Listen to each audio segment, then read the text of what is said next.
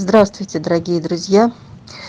Я благодарна вам всем за добрые пожелания мне здоровья и за помощь в спасении 2 погибающих собачек. Той же ночью Хвостиков вытащили и увезли в клинику на анализы, на обследование. Сдали анализ на вирусы, не подтвердились.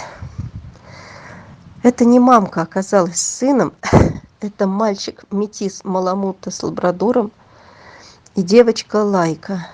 Они оба молодые, до годика им. Мальчика назвали Рич, а девочку Райна. Мальчик был в очень плохом состоянии. Он не ел, он не пил, он не реагировал на еду. И очень дурной запах от него шел. Он источал жуткую зловонь, просто весь в своей моче, в кале, и даже лапки мокрые от разъедающей подушечки вот этой мочи своей же. Первое время, первые часы, как их вытащили, мальчик Ричик, он даже не прикасался к еде, и то есть он пытался что-то водить языком по поверхности воды и как будто бы не знал, что с этим делать. То есть удивительная реакция на воду.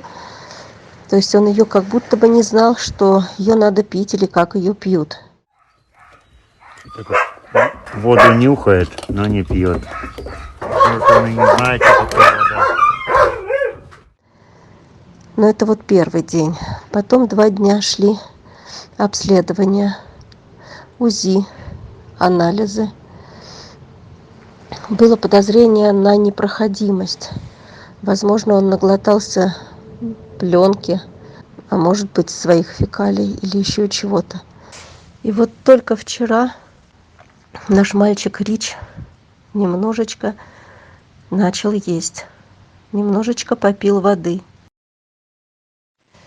Друзья, я благодарна всем за то неравнодушие, за вашу реакцию, проявленную по отношению к этим собачкам.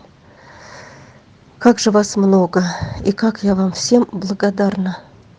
Спасателей становится все больше и больше, а значит, мы их будем спасать.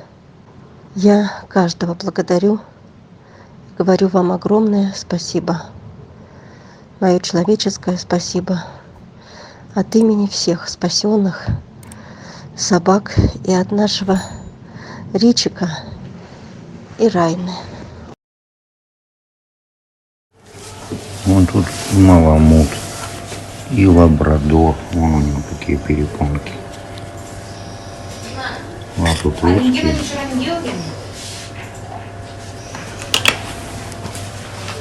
Рентген не делали? Нет, не было возможности рентген делать. Ночью было 1:30, никого не было.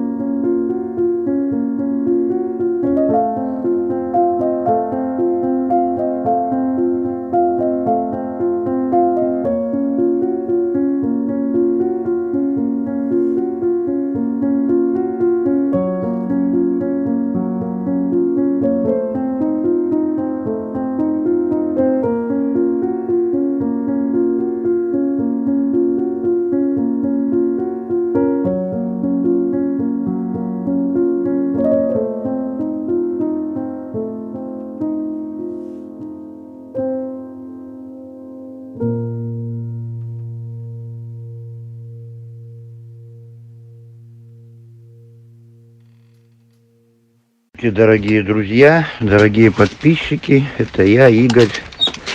Хочу сообщить вам, чтобы вы не волновались, новости по поводу щенков, которых мы нашли в клетке брошенных. Там сидели в фекалиях. Вытащили их, повезли в круглосуточную ветклинику. Рыженькая девочка. Ну, она более-менее в нормальном состоянии по части здоровья. Вот, она и кушает, и воду пьет, а вот серенький, он был тяжелый, то есть у него отказ от еды, слюноотделение, его забрасывало, шатало. Значит, мы сразу начали меры, дважды его протестировали на парвовирус, в общем-то не подтвердилось, значит, думали завороток, может быть, сделали предпосылку, что интоксикация, что они там пили, ели там свои собственные фекалии. Ну, потихоньку мы его вытаскиваем. Капаем каждый день антибиотики. И парень пошел на поправку. Начал водичку пить. Я его тут диетическим рояль-канином маленько подкармливаю, бульончиком. Ну, в общем, в принципе, сигналы есть хорошие. Парень повеселел. Парень кушает.